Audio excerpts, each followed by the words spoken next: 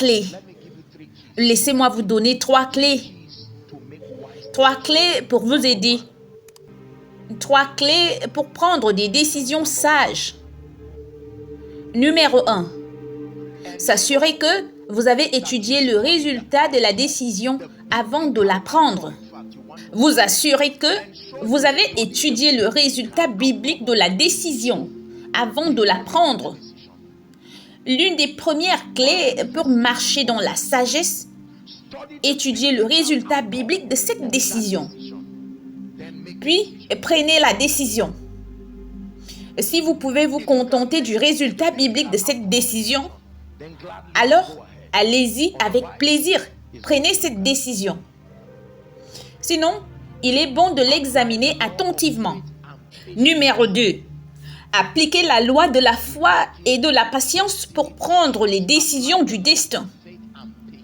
Appliquez la loi de la foi et de la patience. La Bible dit de suivre ceux qui, par la foi et la persévérance, héritent des promesses. C'est bien de prendre des décisions rapides, mais ne vous précipitez pas trop.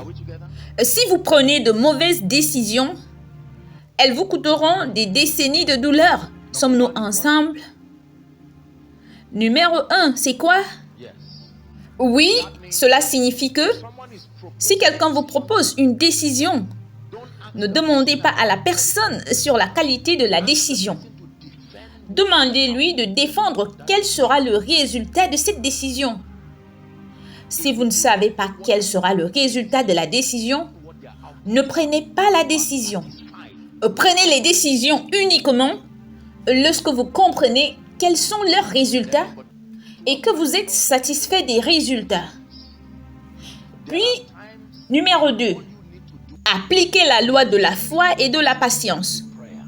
Il y a des moments où tout ce que vous avez à faire est de dormir sur certaines choses, dont la prière. Et au milieu de la nuit, l'esprit de sagesse viendra et vous aidera à le faire. Ne soyez pas hâtif dans la prise de décision, en particulier les décisions du destin. Numéro 3, demandez conseil. Demandez conseil. Demandez conseil. Les desseins dans le cœur de l'homme sont des eaux profondes, comme le dit la Bible. Mais un homme intelligent sait y puiser. Demandez conseil. Il y a des moments où vous devez simplement être assez honnête pour admettre que je n'ai pas suffisamment de facteurs dans mon horizon pour prendre cette décision.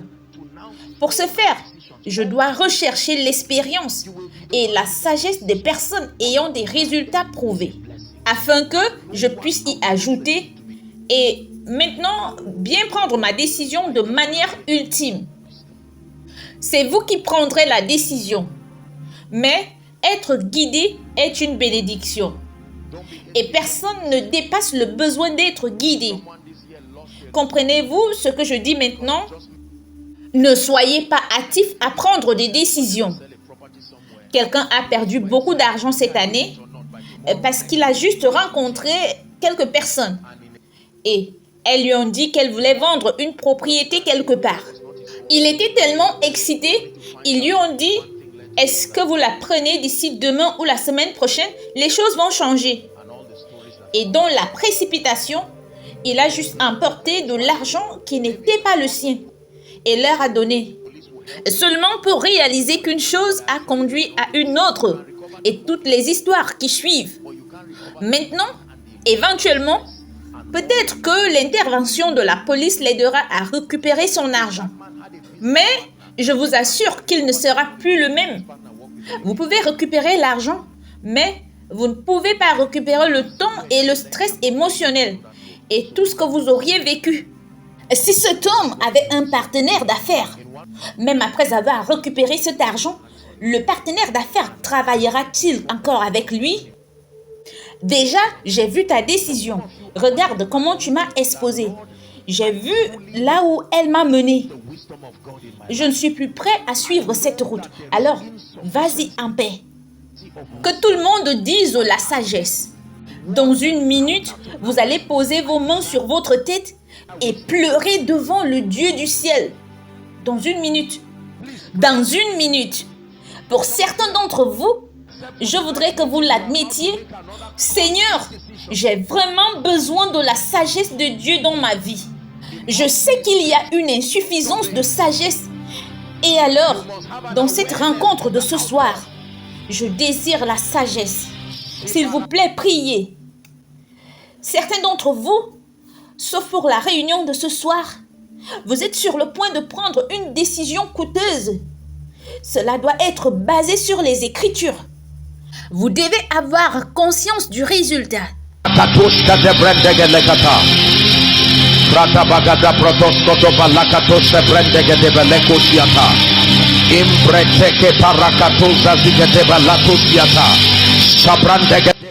Il arrive qu'un homme estime sa conduite droite pour qu'elle mène finalement à la mort.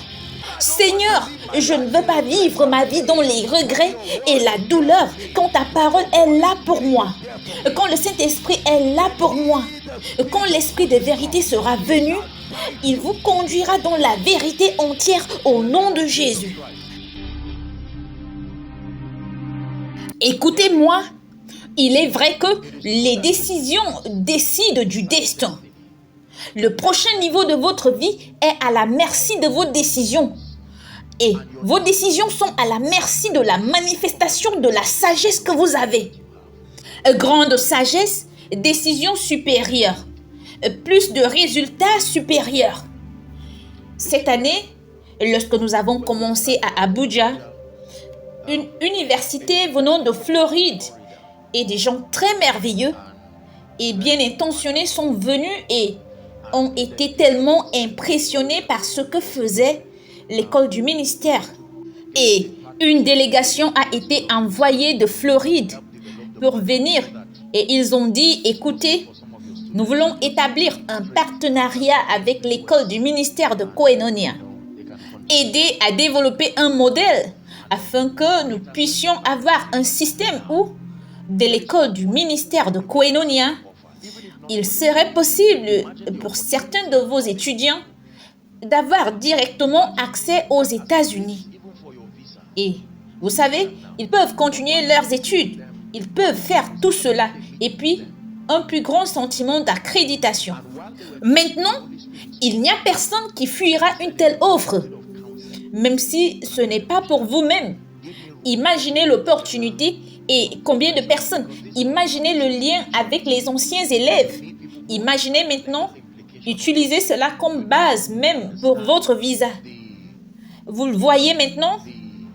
Mais pendant que je les écoutais, ils ont apporté la proposition. J'ai eu une réunion avec eux et pendant qu'ils parlaient, le Saint-Esprit m'a parlé et m'a dit que le salut est dans le grand nombre de conseillers. Je leur ai dit, je vous apprécie vraiment, mais je ne suis pas un académicien. Donnez-moi du temps, laissez-moi rassembler quelques professionnels parce que ceci n'est pas seulement une question de spiritualité. Vous avez besoin de gens qui comprennent les implications juridiques de ceci. Vous avez besoin de gens qui comprennent les implications académiques de ceci. Alors, donnez-moi juste un peu de temps. Laissez-moi constituer une équipe juridique, une équipe universitaire en tant que comité. Et puis, vous faites votre présentation devant eux et ils pourront alors me conseiller. Vous voyez, cette seule décision a mis les choses au point. Le reste appartient à l'histoire. Mais elle a fini par ouvrir d'autres plus grandes portes et d'autres opportunités pour moi en tant que personne et même pour le ministère. L'esprit de sagesse. Vous seriez allé là-bas au nom d'un grand homme et vous auriez pris une décision irréfléchie et vous découvririez qu'à partir de l'année suivante, l'étudiant moyen d'une école de ministère payerait $3,000 par exemple. Et maintenant, vous vous demandez où est-ce qu'ils obtiendront $1,500 pour payer. Mais vous avez signé. De la même manière, beaucoup d'entre vous prennent des décisions sans toutefois considérer les résultats qui en découlent.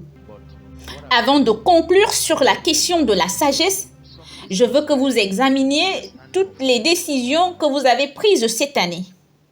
des décisions importantes.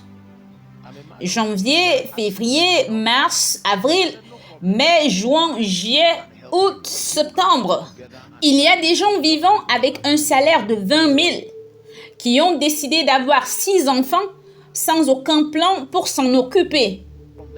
Ce qui semble être une décision biologiquement correcte. Mais du point de vue des Écritures, ce n'est pas une sage décision. Maintenant, 6 enfants sont arrivés. Tout ce que vous avez, c'est 20 000.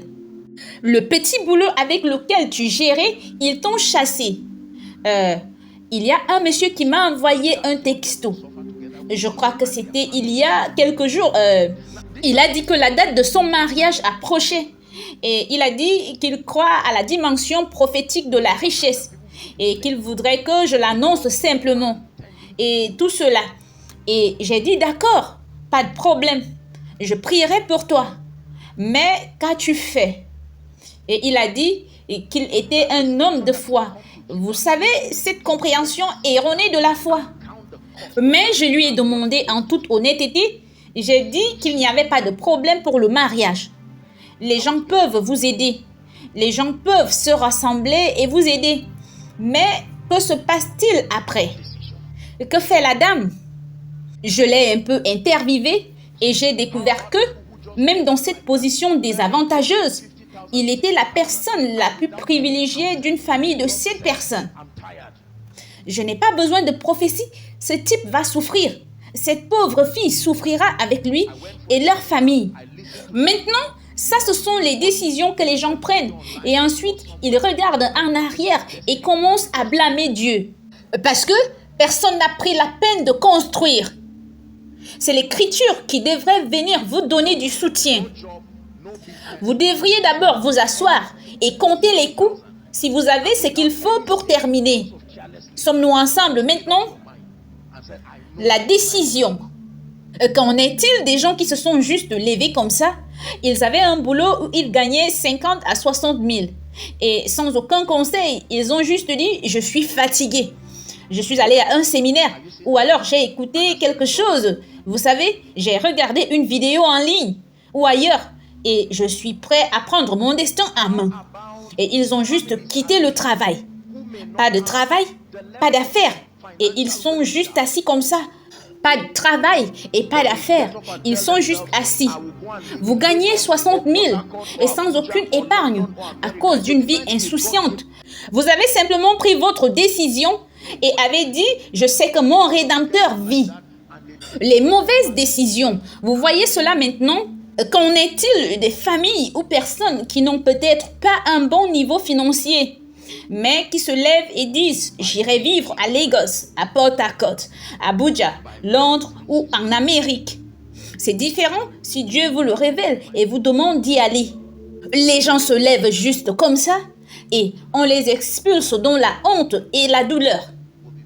C'est par moi que les rois règnent, que les princes légifèrent avec justice. Décidez-vous à partir de ce soir que la gloire du Seigneur sera manifestée. Puis-je vous dire que lorsque vos décisions deviendront supérieures, les gens vous remarqueront. Ils sauront qu'il y a quelque chose sur les voies que prend cet homme.